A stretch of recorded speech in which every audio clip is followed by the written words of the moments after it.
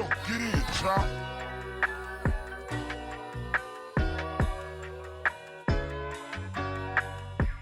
I'm a bit self-aware, sometimes it's fucked up, but life is gonna lie, so I ain't gonna slow up. I'm on a mission to change the face of mental health, kicking knowledge to my people, cause you know that health is wealth. It's your lucky day, cause you tuned into the greatest. Out here striving to survive, sometimes we fake it till we make it. If your mental health is slipping, then please don't touch that dial, go and grab a cup of tea. Yo, what's up, you guys? It's your girl, Trudy LPC, and thank you for tuning into this week's episode of the Software Inept Up podcast. Today's episode is going to be really amazing because it's something that's deeply personal to me. Today, I am going to be talking about my personal experience being a queer woman of color, and I'm also going to go deep into some of the things that we experience differently than the rest of the world. So it's really important for me to record this episode because I think that so many people have misconceptions about our community. As you guys know, June is Pride Month. Happy Pride to everybody listening who celebrates Pride. And thank you to all of our allies, because it is so important for us to have people in our lives that love us and support us no matter what. So why this episode? Why this year? I've been doing episodes on Pride and working with different people who identify as queer for years. I've also done videos about my own personal experience with Pride, but also my own experience of working with clients who are figuring out their LGBTQIA plus identity. And so I do a lot of webinars on this. I do a lot for different agencies across the country and across the world at times about helping people get comfortable with who they are. But it took me years to get comfortable with who I am as a queer woman of color. And so let's take it back. First of all, I grew up in the South. And when I say the South, I'm talking about the deep South, the real South, and we debate all the time. Okay, is Texas considered the South? Is Florida considered the South? I say no, but that's a debate for another day. But for me, growing up in the South, it was so taboo to be gay. Like, I remember growing up, I remember seeing a couple of gay people in the neighborhood. I remember seeing people that everybody knew, oh, they liked that. Or, the old people would do the little bend in the wrist for gay men. We saw gay people, right? They were all around. I grew up in St. Paul Baptist Church, 205 Union Street. I know they changed the address years later, but it's 205 to me. But I grew up in this place where, our musician was queer. Nobody talked about it. I actually think that the musician, I don't know if he still identifies as queer, but he's a pastor now. And I love that for him. I love that there are so many people who have been able to navigate through their identity and allow people to judge them to the point that they kept them from living in their truth and being themselves. But back then, we just didn't talk about it. We knew it, but we didn't say anything. Many of the musicians that I grew up with, they were in church, they loved God, they sang, they played the piano or the organ, and they lived their lives, but nobody talked about it. And so for me, everything I heard about being queer growing up, it was negative. It was, oh, well, you can't be this way, or you're not going to go to heaven if you're gay. And one of the biggest things for me was finding out in my late teens that my sister may be queer. A lot of people were making rumors about her. And again, my sister was a tomboy most of her life. So she could have just been a tomboy. No one knew for sure, but people started to talk and whisper. And I remember very distinctively this girl from my neighborhood telling me, oh, your sister's gay. I know she gay. And I'm like, okay, well, thank you for sharing. But okay. And so I remember her coming out and that being, it was a big deal, but it wasn't something that people just spent a lot of time talking about. It was more so in our 20s where I feel like that part of both of our identities changed. But for me, I was like so distraught when my sister came out. I was like, what? How? You're going to hell? Like, I was feeling all of these emotions because, I love my sister. And I was like, I don't want that for your life. I was very, very deep into growing up in this Southern Baptist kind of environment. And so for me, anybody connected to me being queer, I was just like, no, that cannot happen. I remember very distinctively one of my first friends that came out to me, and she was in the 9th grade at the time. I was a senior and I was getting ready to graduate. And then I found out that she identified as queer. And I remember being like, oh my God, like, like Candace, what the hell is going on? And I really like, I'm going to pray for you. Like all of that shit. I was like really, really deep into just that fear of people being gay. And that should have been the damn sign, because homophobia is really about fear of being gay and not fear of gay people. But a lot of people miss that. And so I was very homophobic. I was very homophobic because I was like, you know what? I don't want these people to go to hell. But it really was about me and my identity. Because I can remember at a very young age having crushes on women. My very first crush was a young lady by the name of Shalay Darton. And I remember in the second grade being like, oh my gosh, she's so pretty. I want to be her friend. And may she rest in peace now. But I just like, I remember that. But for me at that age, it was taboo. I couldn't like this girl. So I had to be like, oh, she's pretty. I want to be her friend versus like, ooh, she pretty, you know? So for me, I was like, you know, I that can't be a part of my life. So I threw myself into like liking boys like me. I started to develop. Guys would all try to holler at me. So I had boyfriends in middle school. I had boyfriends in elementary school. Like my first boyfriend was like kindergarten. And so I know, like, it's like I really was deep into like, let me try to figure this thing out or whatever. And it wasn't even that I didn't like boys as a kid. I can't say, oh, well, I hate men. I don't hate men. I just don't enjoy having sex with men. And that's just not my thing. But at the end of the day, it's kind of like back then I needed to fit into this mold. And so I remember like as a teenager, we would just be out there lying about having sex. And I didn't even know that that was a normalized thing because no one admitted that they were lying about it. We thought we needed to be having sex. We thought that we should be having sex. And so we would tell people we were having sex, even though it wasn't true. And so I created my own reputation of people, you know, looking at me a certain type of way because of what they thought about me when that was not even the case for my life. But I felt like I had to tell people I was having sex so people wouldn't think I was gay and so people wouldn't think I was lame, because that was just the culture growing up. And it wasn't until being adult hearing that J. Cole song where he talks about, you know, lying and guys lying, but nobody talked about girls lying back in the day. But for me, I was just trying to fit in. I was trying to be a certain way because it was not okay to be gay. So when I get to college, you know, I'm still in my era of dating men. I'm still in my era of like, okay, you know, this is my boyfriend. I remember being super heartbroken multiple times in college because I had crushes on people and they didn't like me or they didn't see something in me. And it was a really, really difficult time for me.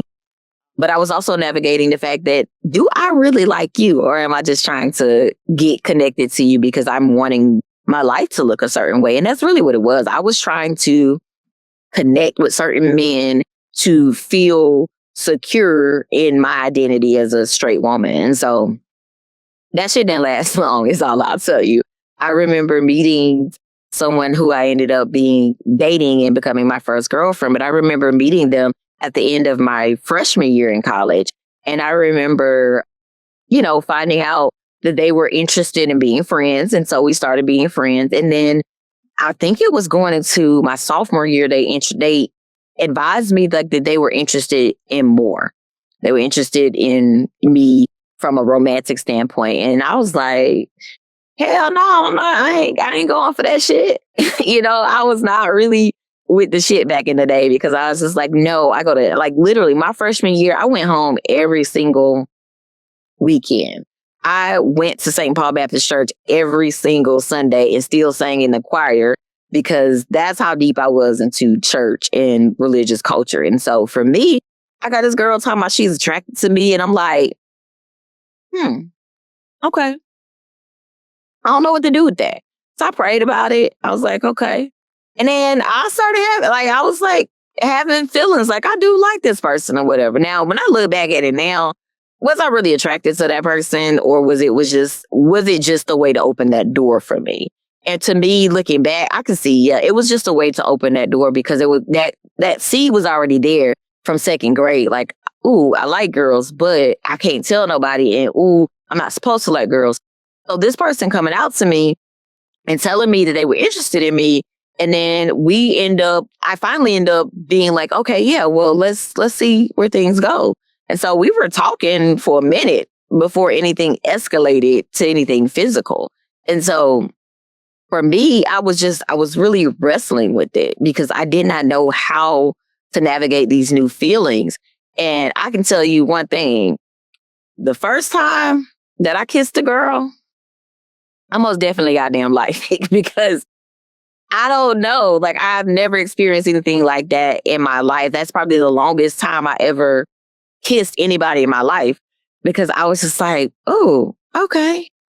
This is what this is like with a woman. This is how my body reacts with a woman. This is all of these things. And I'm like, okay, yeah, she definitely queer. So this is what we gonna do. So I figured that out about myself. I started dating this person. And in between all of this, like, mind you, I'm trying to still prove to myself, like, okay, maybe I'm bisexual. Maybe it's that, so I'm still sleeping with men. I'm still being like, okay, let me see. But then I realized I was like, yeah, no, this is definitely not for me. And I was like, did not get okay with that for a good amount of time. So I'm in this relationship with this person. We're pretty much conjoined at the hip at this point. They stay at my dorm room a lot. And, we're just living life. We're both a part of this theater company. And we, have similar classes for theater, but we're also doing a West Georgia theater company where we're having plays and we're having to do rehearsals every day. So we spend a lot of time together. We would go on dates and all of that. And then I was like, okay, I'm okay with this. I want to come out to the world, right? I'm ready. But this person, they were very much wanting to be discreet. They didn't want the people at the theater company to know. And I was just like, nah, fuck that. Like, you ain't gonna be pursuing me and pulling me into this bullshit. That's how I felt at the moment. You'll be pulling me into this bullshit and then talk about you want to keep it a secret. Hell no, bitch, we ain't that secret up in here, okay? So we had issues because I was like, I'm not living my life. If I'm going to be in this space, I'm not going to live my life in the closet. Like, that just, I've never been for boxes. I've never been for anybody trying to put me into anything. And so I, was like, no, we dating. Like, we in this thing or whatever. So it created a whole lot of chaos. But here's where the real problems came in. There were changes within our friend group after that because people looking at us a certain type of way, people having their own opinions and stuff. But then there did become changes within my family dynamic when I came out because I had to tell my 80-something-year-old grandmother that I was dating a woman.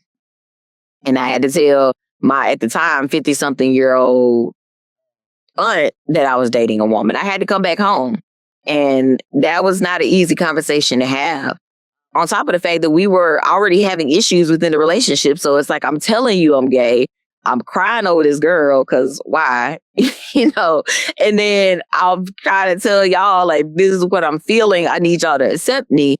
And I can remember vividly after coming out to my grandmother, we're going to church and she's in there praying over me, trying to pray out the gay. And I'm just like, man, sis, I mean, you can pray, baby, but I don't know if you're going to be able to pray that out. But all right, cool, let's do it. And so for me, I went through a lot with that relationship. And that was, I think, 2002 when I actually came out of the closet. I really started to explore that part of my journey. And then I dealt with, all of that feeling. That relationship lasted from like probably 2002 to 2003. And then from 2003, things definitely were not going well. It was a lot of off and on. And so I'm like, okay. And then we went through a breakup. And after that breakup, she ended up going to date a guy that was a part of this theater company that we all were a part of. And it broke my fucking heart, right? And so at that point, I was like, you know what? I got to get my life together. And so that's when I found God again. And not that I had ever not been with God. Let me be very clear. I was always going to church, but I actually found God and had developed a different type of relationship with him. And so I started going to this church in Carrollton called Victorious Believers World Ministries. And so for me, I started going here to really start to heal from the breakup. Like, I was trying to figure life out.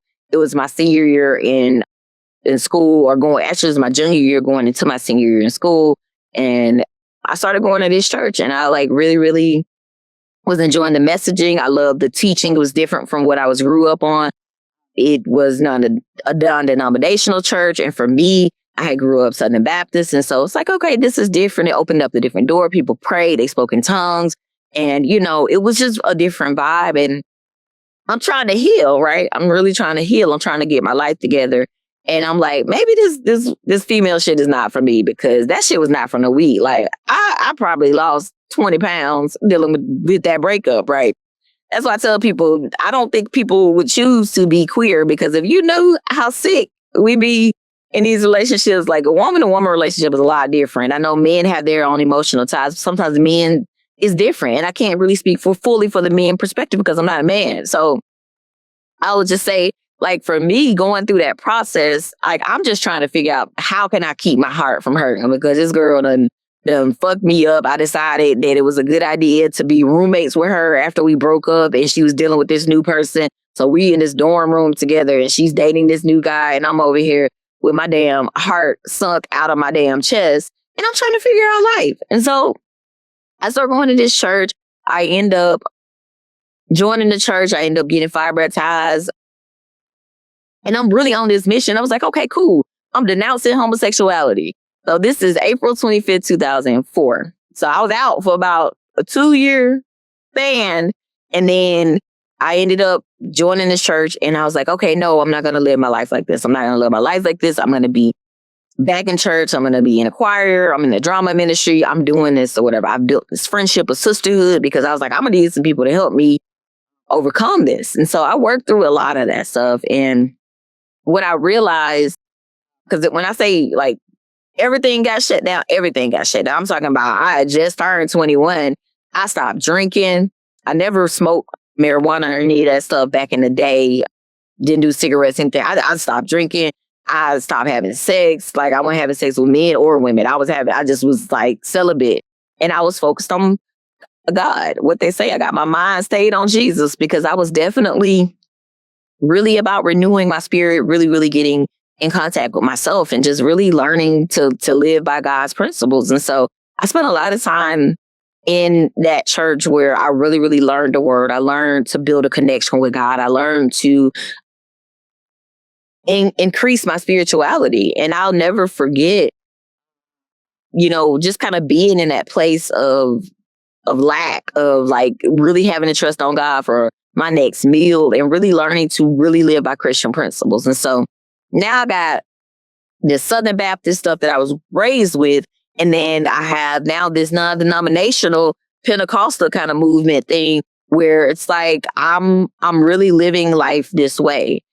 And I am so fucking miserable. Like, everything is God, God, Jesus, Jesus, Jesus, Jesus. But I am miserable because I am denying myself the ability to connect with people from a relational standpoint, romantically, but also from a state of like, I'm really not this straight woman that I'm trying to be. Because I tried to date guys in the church and none of it ever worked out. And I know some people will probably listen and be like, well, it just wasn't the right guy, or you didn't find the right guy. But it's like, no, that was not what my life was supposed to look like. I remember trying real hard to make something work with this one guy that was one of the musicians at the church. And I was just like, yeah, I'm attracted to him. And I was just like, girl, you are not attracted to this man. Like, stop playing with yourself. But I tried so hard to fit into that mold. And I remember one day, because I would go to Bible study on Wednesday, I would go to choir rehearsal on Monday, I would go to church on Sunday, and we would go to multiple services sometimes. Like, I was in the church. And I remember driving home from Bible study one Wednesday night, and I just remember wanting to drive my car off the side of the road. I remember being like, I don't want to do this shit no more. Like, I'm leaving church. And here I'm dealing with a suicide demon. That's what I called it back in the day. Spirit of suicide. Because I'm trying to be someone that I'm not. I'm trying to fit this mold because that is what I was taught. And, I'm just not really being myself. And so I had to really come to a place of reconciling my faith with my sexuality. And that can be a really hard thing for a lot of people to do. And so I actually ended up not coming back out of the closet. I went back in the closet from April 2004 And then I came back out of the closet after my grandmother passed. And that was she passed July 1st, 2006, but I ended up coming back out of the closet around August, September. I ended up meeting someone that on MySpace, the devil, but I ended up meeting someone on MySpace and ended up being romantically involved with that person. My whole life changed and shifted after that.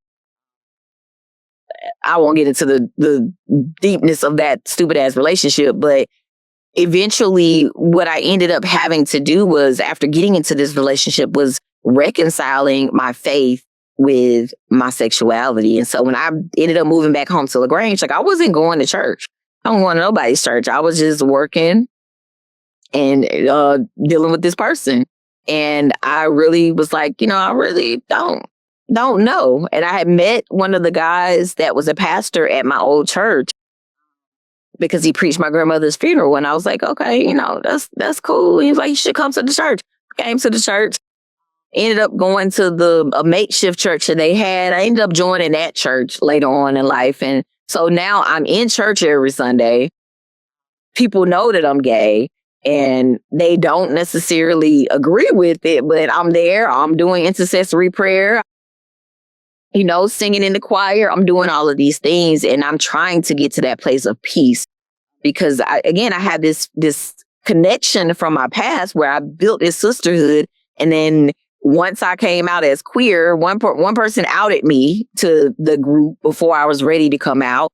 And then that person, she's married to a woman now too. I won't name her, but she knows who she is. But it took a lot because I lost everything. I lost my friend group after going back and coming back out of the closet because we built this on our relationship with God. We connected. We sisters in Christ. And then now I'm like deep in sin, as they say. And so now I'm trying to navigate through that. So coming out was not easy. I think the second time was harder than the first time because of the second time I had built this image of my life. I had built myself up as this drama coordinator at this church, doing these skits and plays, doing service. And I've built this friendship of sisterhood, and we are living and got our mind stayed on Jesus, and we doing all these things. And so now I'm trying to, how do I go from holy, holy, holy is the Lamb of God to just being me? How do I do that and be happy? And so I went from being unhappy because I wasn't being myself. I was trying to force myself to be in relationships with men, and I was wanting to fucking kill myself. I went from that to now, okay, I'm with a woman. Okay, what does God think? What do these people in his church think? And it took years. When I say from 2006, when I went back into my coming out phase, and that's been 20 years this year almost. But when I went from that and I finally walked away from the last guy I ever dated in my life, when I went away from that, it was a struggle because now I'm not struggling with suicide because of that. Now I'm struggling with suicide because, is God just if I'm going to just go to hell, I might as well not be here anyway. If I got to live my life in a box, if I got to be something that I'm not, then I might as well not be here anyway. So now I'm dealing with depression on the other side of that coming out journey. So this shit ain't easy. Nobody would choose this shit willingly. I can tell you, I love sex, but ain't no sex good enough for somebody to just be like, I want to choose to go through this hell. We ain't just out here trying to spread people. I would never try to recruit anybody. You know how we recruit people into the kingdom of God? I would never recruit anybody into the kingdom of fucking queerness, because when it comes down to it, this ain't no easy shit. From just my personal journey of fighting between religious background, spirituality, trying to please parents and grandparents and all of that. Baby, if I could have just been like, you know what? Hey, let me just marry little so-and-so over here. I'll think about, what if I had just been the one that was like, you know what? I'm just going to get married. I'm going to have me this little lavender marriage. And then, we're going to both do our own thing. Like, what if I have to do that? Because I see a lot of people that do that. No shade. But I don't think I could have been happy. And it took me years upon years. And then I would have failed relationship after failed relationship after failed relationship. And of course, that's, that I'm hearing that little thing say, hey, these relationships aren't working because you're gay and you're not supposed to be gay. You know what you're supposed to be doing this. And so, that battling that inner saboteur, that voice, and trying to figure out, well, is this the voice of God telling me this? Or is this my inner saboteur just telling me this? Is this my abandonment wound stuff? And I finally realized it wasn't about God. It wasn't about not having him being like, this relationship is going to fail. It was my fucked up ass childhood and my abandonment wounds that were causing me to have failed relationships. So it wasn't God. It was, bitch, you need to take your ass to therapy and work through that shit. And I think that it was through going to therapy, learning about myself, really understanding why I was so fucked up in relationships and I had this anxious attachment style that was making me push people away. It was that. It wasn't that, oh, well, you're gay and so God is going to make you unhappy. But I believed that for so long. God is going to make me unhappy because he doesn't want me to be happy with a woman. Like, I had to fight all of that shit. So this gay shit not easy. So have compassion for us. Just know we ain't out there trying to convert the world. We are really just trying to live our life day to day. And when it comes to like our sexuality, it really, the only time that really matters or should matter to anybody is never. It shouldn't fucking matter to you. Unless we fucking you, it should not matter. Because the thing that makes us different from you as a person is that we have sex with someone that has the same external or internal genitals or genitalia. That's the only fucking difference. Love is goddamn love. And so stop fucking with us. Stop trying to get your legislators to do stupid shit to come against queer people. We got it hard fucking enough. I know they make jokes all the time about, gay men, they can take, whatever, but they can't take a joke. Like, goddamn it, it's so much deeper than that. And yeah, I like that joke. It's funny. I get it. But at the end of the day, we are human beings. We just want to be treated with respect. Who we sleep with should not impact you in any way unless you're sleeping with us. And if you are so homophobic, I ask you the question, why? Why are you so afraid of queerness? Is there something in you that's not resolved in terms of that?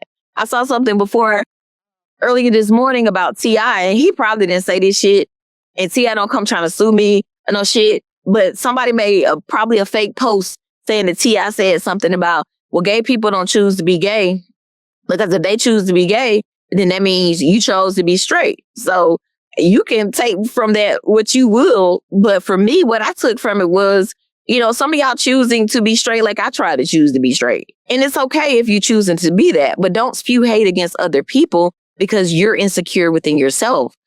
Get to really understand, why do you hate gay people? What are you afraid of? We're not going to try to come get you. I done turned many a bitch out in the day, queer, that were straight women, straight presenting women, or bisexual adjacent women, and it wasn't a single one of them that I had to pursue. That I was pursued by all of them. Flying in my inbox. I ain't never sought out a straight woman to have sex with. Never in my life. Every straight woman I ever slept with, they slept with me because they were curious. They were interested. And again, I know some lesbians do that. They like to go sleep with straight women. I'm married, so I ain't sleeping with nobody but my wife. But at the end of the day, a lot of, queer women, they do like the idea of sleeping with straight women. I saw something recently where Young M.A. was talking about, the women that sleep with her, they are mostly, they identify as heterosexual. And I'm just like, baby, I don't give a damn what you call it. You, baby, you can be pansexual, demisexual, bisexual, heterosexual, homosexual. I don't care what your sexuality is. The thing is, be you, live your life. And if you're struggling with coming out, I have people hit me up all the time because I share that part of my journey. And I hate that is even something that I have to talk about as part of my journey. I wish I could just be Treaty LPC, not Treaty LPC, that gay bitch. Like, I wish I could just be me and wish people could just see me without that context of label. I wish people could just treat me and my wife like a unit and not look at us like, oh, what's different? Oh, y'all different. Oh, y'all lipstick lesbians. Oh, okay. That should let you know it ain't about gender roles. So I just really want people to treat people how they want to be treated. I think that that's the bottom line. When it comes to pride, when it comes to how you feel, I wore my gay agenda shirt today. Y'all probably can't see it because of the positioning of the camera, but I really, really, really want people to understand that there is no gay agenda. We don't want y'all asses over here. Most of y'all ugly anyway. I'm just fucking with y'all. But for real, there's no gay agenda. We just want to be in peace. We want to eat our tacos. We want to drink our tequila. We want to dance to our motherfucking Beyonce. And we just want to enjoy life. That's it. And that's all. So be kind to us. Stop creating things that don't impact you but hurt us. Stop voting against us. Love us. God gave 2 commandments. 2 commandments out of the 10 commandments. You can sum them up into 2. Love God. Love God's people. We are still God's people, even if you don't agree with our sexuality. You don't have to believe in someone being gay or not. I don't believe in that. Bitch, we are not motherfucking Santa Claus. You don't have to believe that gayness exists. You don't have to believe that. It does. It is a fact. It's not even just within Homo sapiens. It is in animals. There are gay animals, insects. It's all of this shit. So stop fucking with us. Be cool. Because all we want to do is love who we love. Love wins all the time, every time. So either love us, support us, be an ally, or shut the fuck up. Respectfully. Or disrespectfully. We don't care how you take it. But it's not easy being gay. We would not choose this. We would not put this on anybody. I can tell you and day, all day, every day, baby, if I come back, I want to come back as a Black woman. There is nothing about my Blackness or my femaleness that I would ever change. Nothing. Bring me back as a Black woman. Don't bring me back as a gay woman. Because this shit hard. It's hard. I would never choose it. No one would ever choose it willingly. So make sure that you love on somebody this month that is different than you. Be an ally and continue to spread love. But most importantly, make sure that you're taking care of yourself. Because June, while it is Pride Month, it's also Men's Mental Health Month. It's also a lot of other shit going on this month. I don't know all the things that are going on because, again, it's pride for me. And I'm going to continue to express that pride because I didn't choose to be gay. I didn't choose to be Black. I didn't choose to be female. I didn't choose to be here. That was my mom and daddy choosing to have sex to some random Prince song. And here we are, 43 years later. So take care of yourselves. Make sure you guys follow me, Treaty LPC, on all social media platforms under the handle Treaty LPC. And until next time, be safe, be well, and take care of your motherfucking mental health.